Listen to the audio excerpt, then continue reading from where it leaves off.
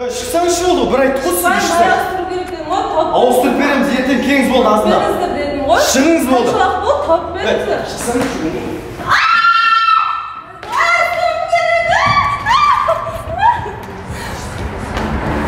Даудың басы дәлі осы май ауыстыру орталығынан болған. Көлігіне май іздеп келген қызға май жетіспейді деп қызметкерлер кесіп айтқан. Дегенмен де қызды бұны түсінбегені сол екен, лақша бақыртып тіпті көкпарша сүйреп шығарған. Ал қыз енді басшылықтың жауап беруін талап етіп отыр. Мен 1,5 апта бұрын очередке тұрып, мына жерге машинамның майын ауыстыруға қойғам.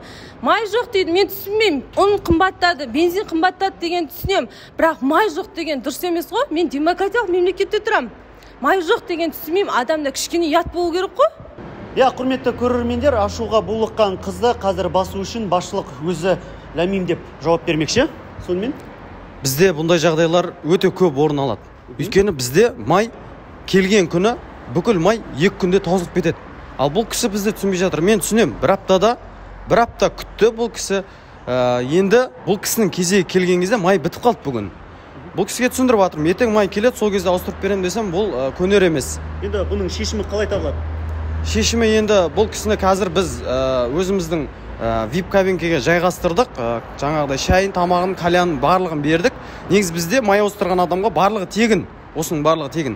Бұл кісі қазір енді май ауыстырмаса да, біз пока что бұл кісіні басу үшін барлығын тегін жайғастырып, қазір демалып жатыр ол кісі.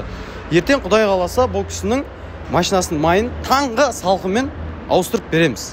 Статистикаға сүйенетін болсақ, апалан май ауыстыру орталығына Шымқала бойынша 100 мыңға тарта автокөлік жүгінеді екен. Осының салдарынан болса керек, тіпті автокөліктерге май жеткізіп беру тапшылығы сезіледі. Дегенмен де басшылық мұны міндетті түрде шешеміз деп уәде беріп отыр. Бағдәулет Сейтжаппаров, Евгений Сергенко, Саят Тастанов, Николай Колесниченко, Иван Гончаров, арнайы Шымкенттен.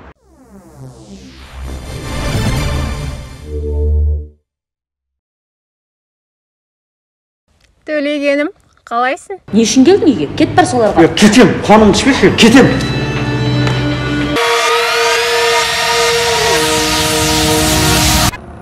Гостиницадан бірақ шыққанымыз. Адалдығыма осылай жауап қайтарған үшін рахмет саған.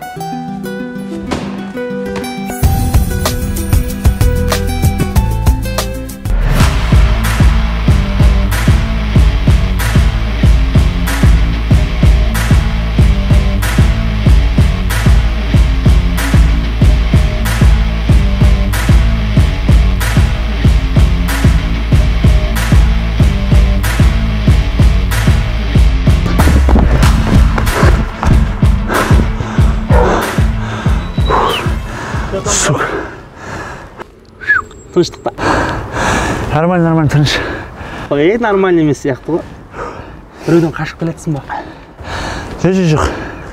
Қызыңнан қашып келеткен сияқтысың.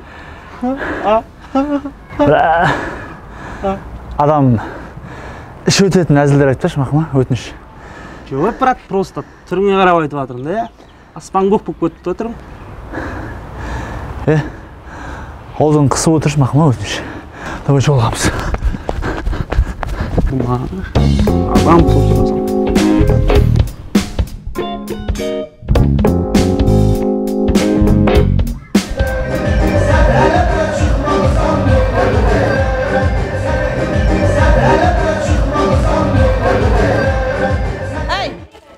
Не болды?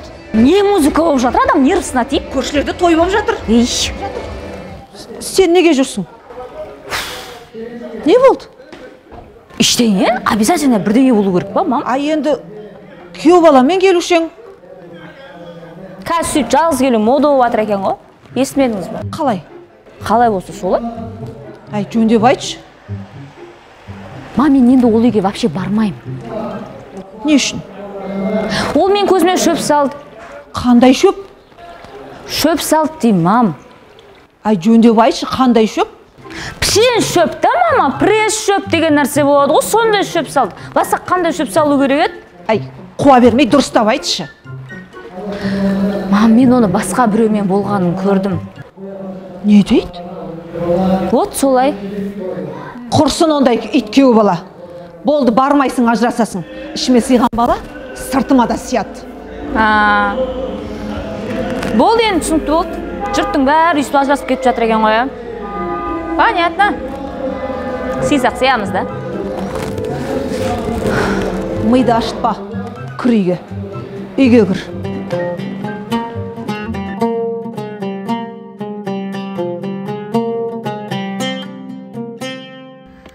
Брат, ассалаумағалейкум. Уағалейкум ассалам. Түйме қожа деген көше қай жерде білесің ба? Сен бір жерден көрген сияқтымын мен ше? Рекламадан көрген шығарсың мен. Қандай реклама? Head and Shoulders деген шампунға түсем ғой рекламасын. Оған Криштиану Роналдулар ма түспей ме соған? Ол неде ғой? Клэйрда істеп жатыр ғой. Қойш қай жерде білесің ба Түйме қожа көшесін? Былай тіке жүресің да, солға бұрыласың да 70 километр жүресің ғой. Қойш. Рахмет. Айтпақшы түс қапты анау. Не түс қапты?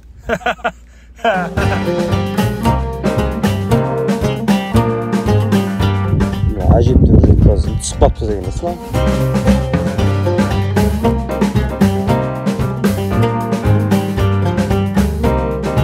Телефон аламыз, телефон қыздар жігіттер, телефон сатылмай ма? Сатып кетсеңдерші. Қарындас, телефон сатып кетсеңші, қарындас. Маған сатсаңыз ба, екі күнде бақытты боласыз, қарындас. Ой, баған ыстық телефон сатып кетсеңші маған. Сатпайсыз ба не? Брат, телефон сатылмай ма, телефон? Сатпайсың ба? Суңғаңда томпиып тұр ғой, андай сатып кетсең маған. Бүгіндікке бір нәрсе ілінмеді ғой. Вообще телефон сатылмай ма сізде? Брат, брат. Брат. Не болды? Әйелдердің көңілін қалай тапса болады? Сен үйленіп қойған емессің ба? Сол үйленгем ғой, сол ренжітіп алдым да. Кешірім сұрау керек болады ғой. Ренжітіп алып, қалай көңілін табуға болады емес, қалай ренжітпеуге болады деп неғып іздемейсіңдер осы жолдарын. Сен не осы қатты ақылсың, қанат жоқ періште ұқсап өтші. Не істедің ал? Не істеп қойдың? Көзіне кішкене шөп сап қойғам ғой. Шөп. Онда бүйтесің сен. Мысалы, ол да сен көзіңе шөп саса, саған қандай подарка берсек кешіретін? Сен басың істейм ба? Сен нормальный жігіт деп сұрап отырмын мен? Нормальный жігіт деп, мен де сен нормальный жігіт деп ойлағам. Көрдің ба? Адам кішкене жан-жағында адамдарды да кішкене өз сияқты ойлау керек қой. Жігітпіз, еркекпіз деп айтамыз да. Бірақ көбінесе соған лайық болмай жатамыз, сен сияқтылардың арқасында, білесің ба? Сендердің кесірлерінен? Не істейміз енді? Оны бүйтесің сен. Егер точно тәубеме келдім, енді бұл күнәні қайталамаймын дейтін болсаң, кешірім сұра. Егер ондай болмаса, сұрамай-ақ қойын. Қалай сонда? Енді қайталамаймын деп өзің шешім қабылдасаң, нақты іштей болады ғой, внутренне сондай. Ол кезде уже кешірім сұрасаң, сенің әйелің де, Құдай да кешіреді. Не істеу керек енді? Не істегенде бүйтесің? Таңертең ерте тұрасың да, жақсылап жуынып аласың. Әбзәлі ғой? Сөйтесің да, келіншегіңе бір жақсы сыйлығыңды алып барып, шын жүрекпен кешірім сұрайсың. Сол кезде кешіреді ол, қайқа барады. Кешірем ба точно? Кешіреді, өзің бағыңа қарай көресің. Просто оны қайталамау керек, бірақ кейін. Кешірмей қойған. Жаман ақылды міне. Кесе әбет ішсе ертарақ кімде-кім әбетті өз уақытында ішсе. Құршыған, ақылды деген сайын. Не бол? Әбет туралы айтпай жүрсің. Әбетті қатырасың ғой. Тыңдасаң, тыңдамаймын. Мына. Мам, осы папам екеуіңіз кезінде ұрысып қалмайтын бедіңіздер? Әкеңнің аузынан сөз шықпайтын еді ғой. Сөйлей алмайтын бет не сонда папам? Момын еді, момын. Момын ба? Онда мен папаға тартқан екем да, я? Сен әкеңе тартсаң, тура осылай үйге келіп отырмайтын ең. Сондай ма? Или сізге тартқан ба? Маған? Тартпағасың. Папаға тартпағам, не сізге тартпағам? Что-то бамас подозрительно. Ай, сен қыз бар ғой, қуайын депсің. Сен нағашыларыңа тартқасың. Гениально, нағашыларыма тартқам.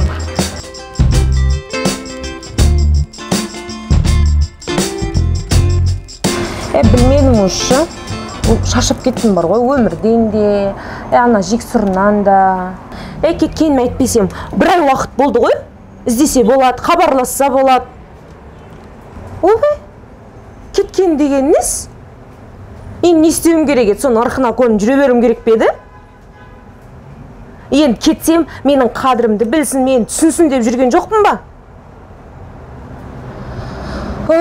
Шашап кеттім бар ғой, сол істеу керек жұмысты қараш, әйел басымен жүрмін осы жерде, істеп менде. Қойшы болды, шашап кеттім, дұрыс әңгіме айтама десем, сен де бір қайықтағы жоқты айтып. Ой, негізі әпшесізгі дұрыс емес қой. Ойба, не үшін екен тақ? Ондай қиын қыстау сәтте ер адамға қолдау білдіру керек емес па, поддержка беріп деген сияқты. Иә, данышпан, тапқышым. Көремек деген тұрмысқа шыққан кезде қалайша бұлбұлша сайрап осылай тұратынымды. Көресіз әпше, әлі менің күйеуім бай болады, ақылды болады, мен үлдемен бүлдеге орап жүретін болады. Иә, кезінде бізде сен сияқты қиялдап дәл осылай тұрмысқа шыққан жоқпыз ба? Иә, сол үшін жігітті дұрыс таңдай білу керек та. Дұрыс жігіт таңдаған кезде сол махаббат, күйем, сүйем деп дейтік қой. Негізі ойлайыңда сол таңдап деу керек еді. Қош, әңгіме көп, бар, жұмысын істейші айналайын.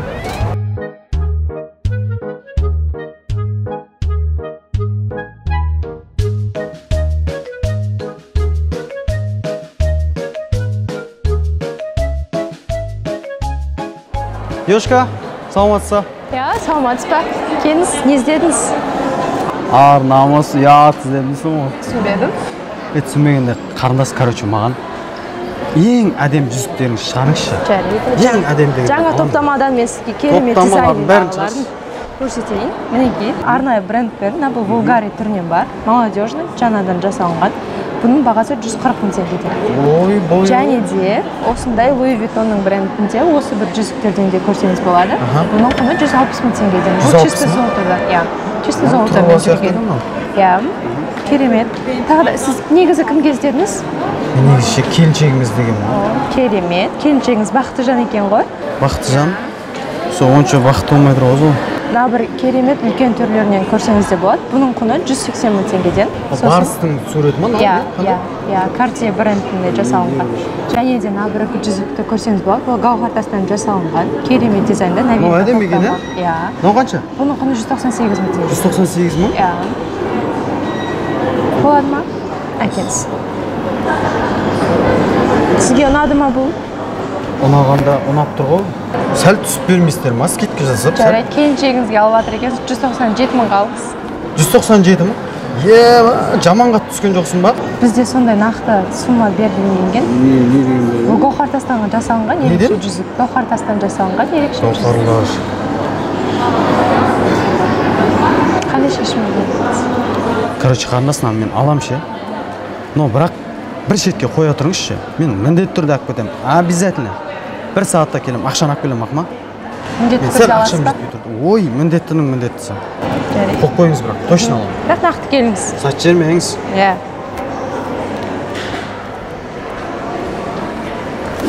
Әпше, телефон сатылмай ма, телефон? Қыздар, телефон. Алейкум ассалам. Сотқа батсың ба? Аватырым, иә, қалай телефон? Қанша болады көріш? Айфон ба? Айфон ба? 60-қа берсе раннан, 60-қа. 60-қа? 60-қа бер. Несің дұрсы ба? Шестой алайын деп отқан жоқсың, 11 ғой. Ашулан ба, бауырым? Кішкене сабырлы болса, Құдай сабырлыларды жақсы көреді дейді. Кішкене қанша деп атсың енді өзің? Қанша дегенде бір 150-ге сатқымыз келіп тұрды, ақша керек болып тұр. Ой, ба, 150-ге бар, сат 150-ге алатын болса біреу. Бар сатып көрсе, біреу алады сон 150-ге. 40 мың алады барсаң. Кішкене бір дұрыс баға айтсай, маған біреу 150 мың теңге берсе, 3 адамды ұрып өлтіремін мен. Бір кішкене нормальный баға айтсай, 150 тентек болып қалған шығармын. Қанша дейсің енді? Қанша болады? Бір саған да емес, маған да емес, бір нормальный баға айт. Бір жөн түзу. Короче, әйеліміз сыйлық алуын бір ақша кәдімгі жоқ менде ше. Тақалып тұр. Соған бір 100-ге алшы айналайын, бір 100-ге алайшы бір. Жаңғырап барайшы мен. Бақыл, енді әйеліме подарка аламын деп атсың ғой. Кішкене келсек, 80-ге бер, саған да емес, маған да емес, кел қолымды ал. 80 болады ғой мен, саған берейін, мына жерден санап беріп жіберемін, кән? 80-ге бер, мынаны алып қалайын мен. Ола ма 80? Нормальный баға, саған да емес, маған да емес. Наличке беремін. Кел, қолды ал енді. Иә? Келсіз ғой. Болды, жаңаға барып жақсылап тексеріп алайық, зарядкасы алып тұр ғой, иә? Сәл алады. Назгүл, білесің екеуміздің жүріп жүргенімізге біраз жылдар болды. Мен саған айта алмай жүрген бір сөзім бар еді. Рұқсат етсең, соны айтсам. Қандай сөз? Менің өмірлік жарым боласың ба? Жоқ, болмаймын. Не үшін тимейді екенсің? Не үшін болғанда сен ертеңгі күні асырай алмайсың мені мына тұрыңмен? Қалай асырай алмайсың? Асырай алам? Сен мысалы маған қарамайсың, көңіл бөлмейсің, вообще ойламайсың мені. Ашин күннің өзінде мен ашық айтам ғой, өмір үйге. Сонда сен әңгіме сол тамаққа келіп тіреліп тұр ма? Именно соған келіп тіреліп тұр. Қазір де мысалы. Мен қазір бар ғой сені ше, бір жерге апарамда тойдырып кәдімгідей ше. Өмір бақи тамақ жемейтіндей қылам, маған тиесің ба? Сөйтші сондай, көрейік сондай жерді. Жүр, онда қазір мен сені бір жерге апарам, есіңнен кетпейтіндей болады. Қалай тигеніңді білмей қаласың маған.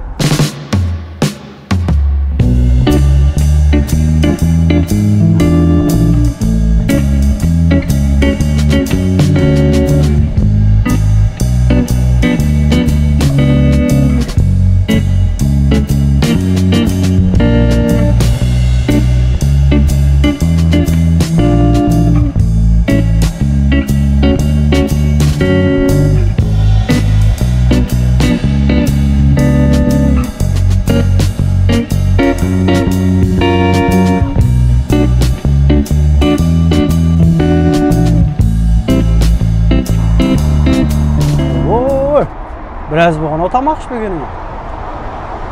Үйде де тамақ ішпей жүрсің ау сен? Үйдікі бөлек қой. Страшно ма аппетитің? Ұнады ма енді? Тиесің ба маған? Тамақтары күшті екен бар ғой.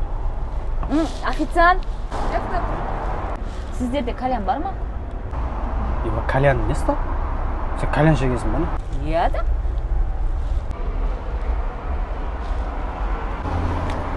Назгүл? Сен кейін қояды жүрсің күйеуге тегенеген кальяныңды? Білмеймін, көреміз ғой. Көреміз дегеніз қоясың ба? Айос қоя алмайым ау. Қоя алмайым ау? Қоя алмасам мен амайым мен сен онда. Амасаң амайық қой. Бұл жердің кальяннан бас тарту мүмкін емес. Green Bar, бізге келіп шын махаббатыңды тап.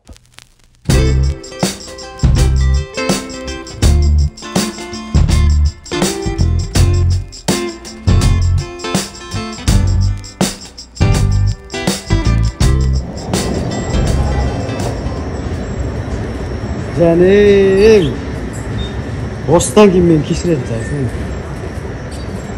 Бақытымның айнасы ғой шайын алайыз.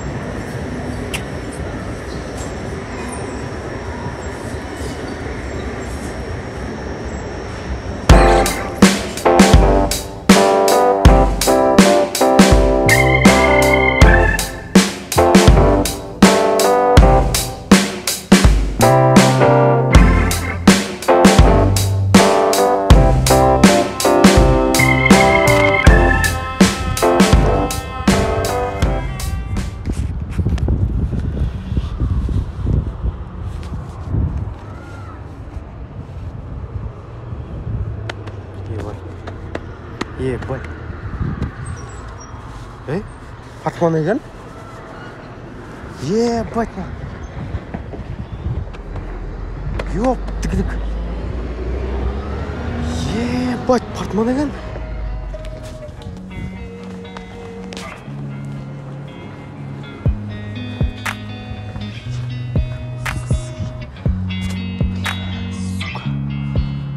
Бля, қаяқтан портмоне?